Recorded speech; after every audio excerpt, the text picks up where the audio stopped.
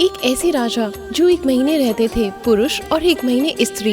रहस्यमय पौराणिक कथा। महादेव शिव का एक रूप अर्धनारीश्वर वाला है। विष्णु का मोहिनी रूप धारण कर शिव को रिझाना भी मालूम होगा। देवी भागवत पुराण के 6 स्कंद में कथा है कि नारद जी कई बच्चों की माता बने। चलिए तो आज आपको एक ऐसे राजा की कहानी सुनाई जाए जो स्त्री बने और फिर पुरुष। वैवस्थ मनु के 10 पुत्र हुए।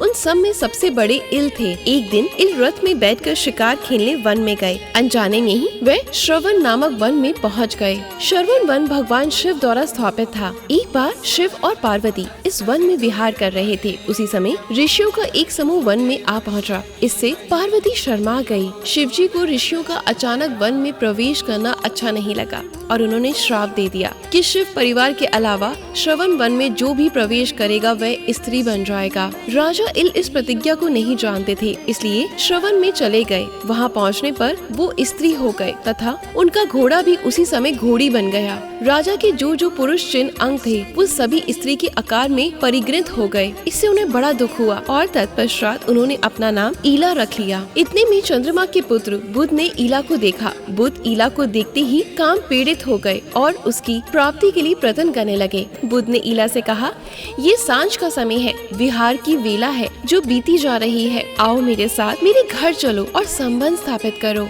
सुंदरी ईला का भी मन बुध पर मोहित हो गया और वह बुध के साथ उनके घर में प्रवेश कर गई। बहुत समय तक दोनों भोग विलास में लीन रहे। उधर इल के भाई इक्ष्वाकु आदि मनु कुमार अपने राजा की खोज करते हुए उस श्रवण के निकट आ पहुँचे। तब ईला ने दुखी होकर अपनी स्त्री बनने की कथा बताई। तब उनके भाइयों और मनु कुमारों ने पार्वती और महादेव जी का स्तवन किया। तब भगवान भोलेनाथ प्रकट होकर बोले, श्राप तो टल नहीं सकता, किंतु इस समय एक उपाय हो सकता है। इक्ष्वाकु अश्वमेध यज्ञ करे और उसका फल हमें अर्पण करे। ऐसा करने से इल एक किम पुरुष हो जाएंगे।